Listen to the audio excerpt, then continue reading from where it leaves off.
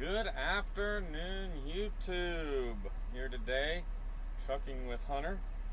Actually, later on in the day from my intro video, figured I'd go ahead and post my first video showing you kind of the numbers of leasing and go over the different pay options that they offer. So let's get to it. Let us get our spreadsheet up, and let me move myself over there. So let's see here. So here we are. Like I said, this is the spreadsheet. I've created different variants of it. I use this to help me track what I do in a week. Kind of gives me insight of how I'm doing that week. It's not really meant really to do accounting, but it does help to give you an idea of what your week's looking like, and also helps you kind of see how things break down. But what I want to go over today is the spreadsheet, what I do, how I do it, and the different ways of paying and their differences, and just kind of show you what leasing is all about from a numbers standpoint. So as you can see up here, we have our expenses, you got your fuel, we have stuff broken out by the mile. Down here we have revenue, and is all down here. So basically, in leasing, a lot of your companies that do leasing, or if you get leased on to a carrier, whether you're a lease operator, an owner operator, doesn't really matter. There's really two big ways they pay. One is percentage based, which basically they're paying you a percent of whatever they invoice the customer, also known as the gross line haul. So if they're charging the customer $2,000, you get paid 80%, then that's what you would be paid. You'd be paid 80% of $2,000. That's percentage based. That's one way. And then, of course, the second is mileage based. Basically, you're paid a set rate per mile. As I have an example here, your mileage per mile rate is $1.07 per loaded mile. You also get $1.07 for empty miles. So this will calculate out, your number of miles for your loaded miles for your trip. There's your revenue. And so that's mileage based. Now, differences. Percentage based, you're going to notice a lot of times in your percentage based,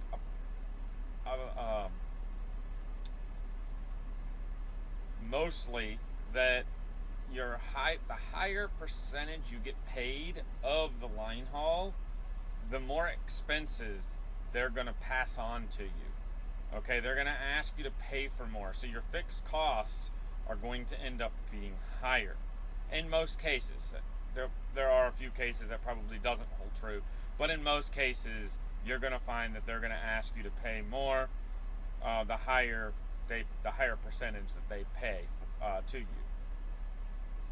Typically, either the lower the percentage, or if you're a mileage-based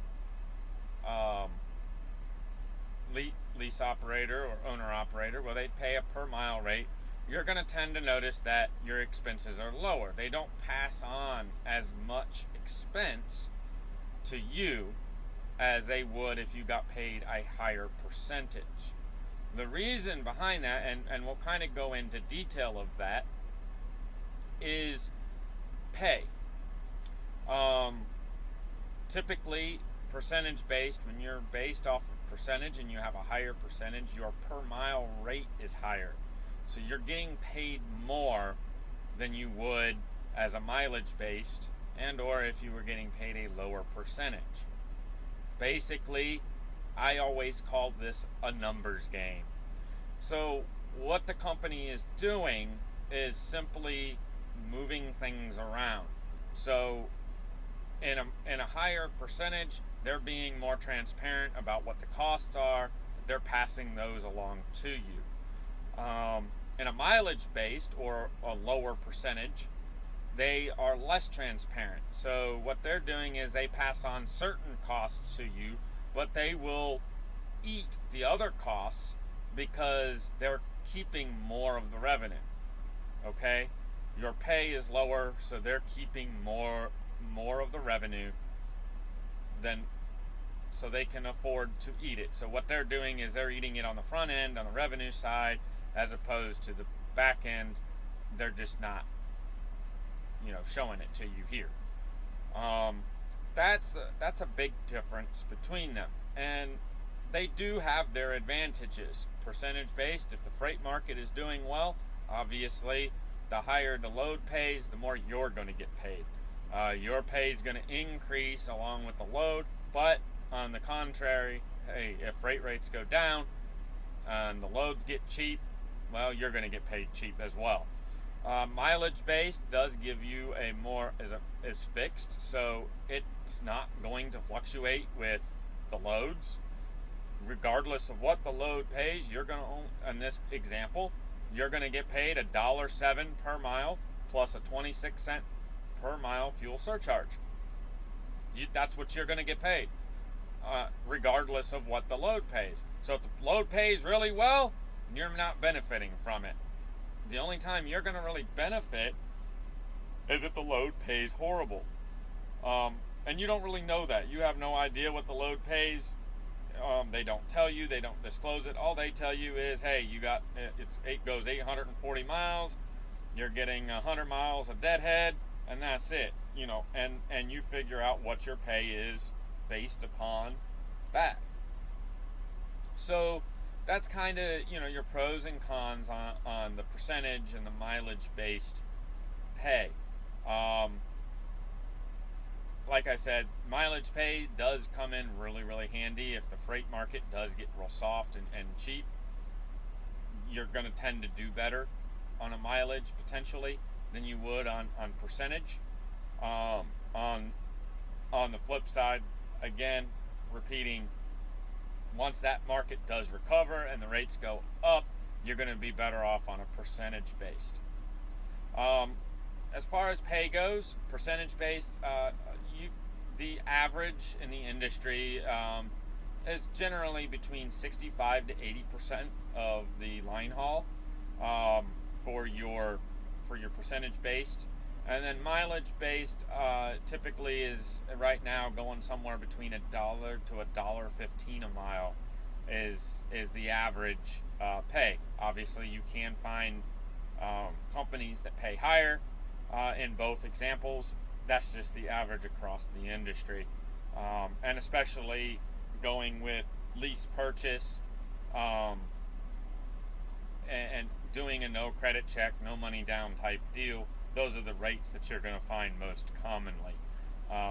Like I said, if you do own your own truck, you can find companies that are paying more than 80% on a percentage-based pay, and you can find companies that pay more than $1.15 a mile on a mileage-based pay.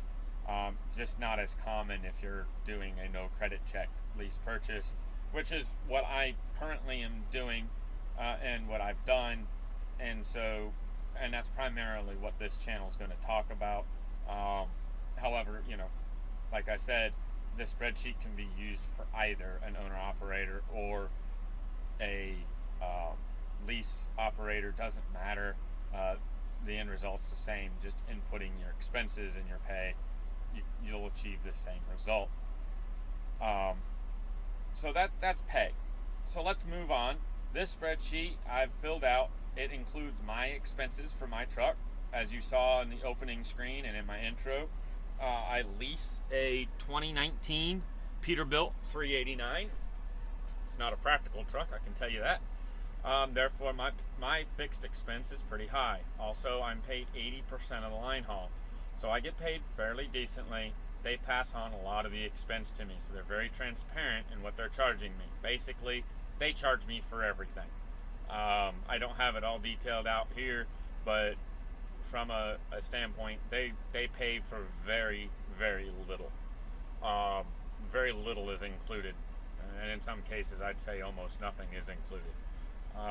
But very little is included in the 20% that they they take of the revenue. Basically, the 20% that they're taking is paying to use them, to use their authority, and to provide a dispatcher and loads and all that. So that's really what I'm paying for in the 20%. I did put in, this is a week. This is a week that I've finished. I haven't yet gotten paid on this week or received a settlement, but it is done. I've already done it. I've inputted all the numbers for me just to kind of give you an idea of differences, keeping in mind that my fixed expense is more geared toward a percentage-based pay as opposed to a mileage-based pay, but it will give you kind of an idea of what we're talking about. I figure my fuel, as you can see, my estimated fuel cost, I figured at 6 miles per gallon. Right now I have this set at 3.29 a gallon. I believe I came up with that, averaging what I've been paying for fuel over the last couple weeks. So, it's going to vary. Usually the best thing to do is if you go to the Department of Energy website, get the DOE average and put that in there. That's usually a good thing, especially if you're a driver who is either going out west into California or you're going up into the Northeast a lot. You're going to find that prices in those areas are more expensive. So putting in the DOE is going to be an average across the country, which is going to give you a kind of a better estimate on fuel than maybe what you have in your area, especially like if you live in the Southeast where diesel prices are lower, or other parts of the country where they are lower. But I've entered all that in. So as you can see, that week I did 1,632 miles, and I used $793.14 in fuel. So my net is about $1,350. Now, and if you look at it, if you had the same fixed and you were on a mileage-based pay at $1.07, you can see that you barely have a paycheck at 1,632 miles. So you got to keep that in mind when you are looking at lease programs. Definitely, by all means, if you're definitely looking at a mileage rate per mile and all that in miles, make sure that your expenses flip with what they're paying you. If your expenses are high like mine are, and they put you on a mileage and it's a low per mile rate, you're going to have trouble making money. And the reason I say that, you're going to have to work your ass off to make money, because as you can see, in order to return any kind of profit, any decent profit, you're going to have to run your ass off and get good fuel economy. So just beware of that. That's another reason I make these spreadsheets. You can take what the recruiter tells you. You can enter in those figures along with the pay, and it gives you an idea of what is possible at whatever mileage you want to use. But you kind of get the idea. And in my example, being percentage based is definitely beneficial. I definitely made more than I would on a mileage based. Even if I increased my mileage pay, even if I was at the max of what I've seen with other companies, I can change that here, and you can see that even increasing it to $1.15 a mile with the 26-cent per mile fuel surcharge, I'm still, even if I add in my fuel surcharge for my empty, I'm still making only $387.97. So, keep all those things in mind when looking at them. But then, of course, I went on and I did this over here. And what this does is it figures your per mile cost, per loaded mile cost, your fuel cost per loaded mile, and then of course your total actual per mile cost, and then your pay. Now, something for both the mileage and the percentage based, I put empty miles here for the mileage based because people are paid empty miles on mileage based. Whereas on percentage based, empty miles are included in line haul. So there's no differentiation between loaded and empty. It's just loaded. And the reason for that is, as with anything, the shipper or receiver, whoever's paying to have the freight moved, is only paying to get it from the shipper to the receiver. They aren't paying me to go from wherever I'm at to the shipper, and a lot of times that's not even known when the load is created. A lot of times, as it's called, it's included in the and just the cost of doing business. So that's kind of how that works. So for all practical intensive purposes, these are just loaded miles. This isn't what I actually drove. I can tell you that I probably drove quite a bit more, at least anywhere from 10 to 20% more in total miles over the 1632 that you see here. But the expenses are going to be reflected in my maintenance account, and it's going to be reflected in here in my fueling, especially the fuel, because I've taken into account fueling. So I've fueled with miles that are greater than what my true loaded miles were. And this is what they told me the loaded miles were on my rate. So this again aren't necessary.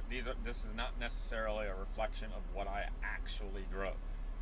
Okay, there's no actuals in here. Remember, my empty is included in, and a lot of times you're going to have some outer route with loaded miles even, so there's going to be even some of that in there as well.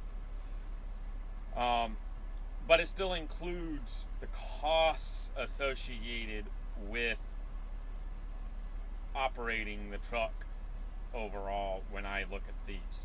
So we'll go to actual because I did enter in my fuel. I don't know what my fuel discount would be, and a lot of companies, the pump price that you see isn't necessarily going to be what they're going to charge you. They get a discount, they pass that discount on to you. You're really not going to know that until you look at your settlement. You can enter that in after you get your settlement to give you to help fix this, to give you a better idea of what your costs were. But for right now, our actual fuel cost per loaded mile at the pump price was about almost 49 cents a mile. Our fixed expense per mile, which as we talked about, that's not going to change, and my fixed expense per mile does not include the maintenance account. Okay, there's no maintenance account included in that figure, so just keep that in mind. It's 84 cents per mile. That's my fixed cost expense, and my maintenance per mile expense is 8.5 cents. So all said and done for this week, my total actual per mile cost, given maintenance, fixed, and fuel, was $1.41 a mile. Okay? So yeah, so I made $1.41 per mile. Now, you can look down here, again, I break it out. You can, on the percentage based, you can see my actual pay per mile was 83 cents a mile. So I got paid very well. If you add the 83 cents a mile and the $1.41, it'll come out with $2.25 a mile. So that's what I averaged between these three trips as far as pay per loaded mile was $2.25 per mile. Now, if you look at the mileage based, it works the same. You didn't get paid very well, but you made 10 cents per mile average pay per loaded mile. That includes your empty miles. Okay? So if you add that to your total actual cost of $1.41, you made $1.51 per mile. Overall, that's what you made, $1.51 per loaded mile. That was the cost to the carrier, was $1.51 per mile. Well, you can already see the disparity between what the carrier paid you versus what the carrier paid me. Well, look at what they made right here.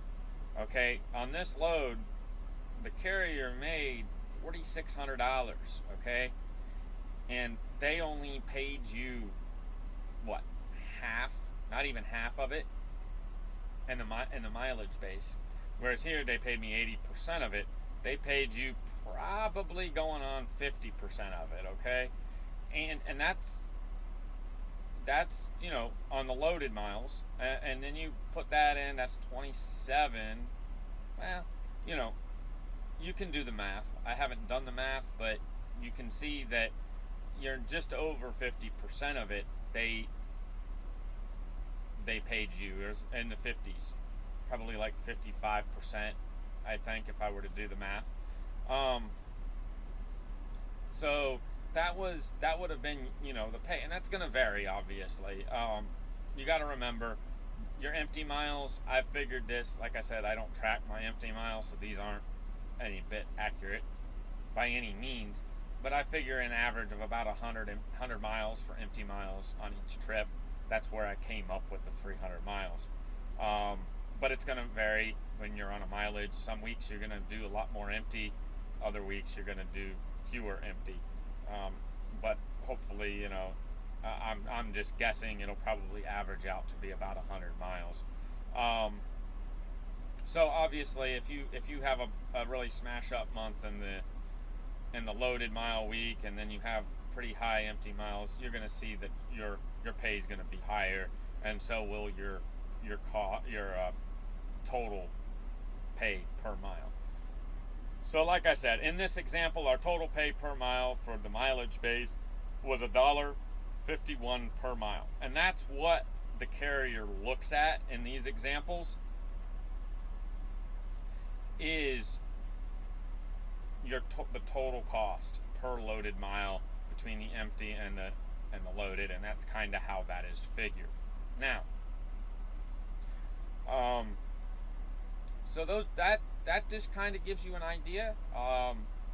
As you can see, like I said, in this example, percentage is definitely the way you want it to go.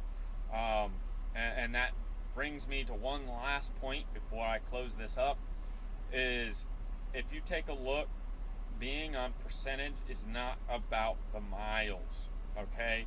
It's not about getting a ton of loaded miles. It's about maximizing your gross, maximizing your pay per mile, so you run the least number of miles possible.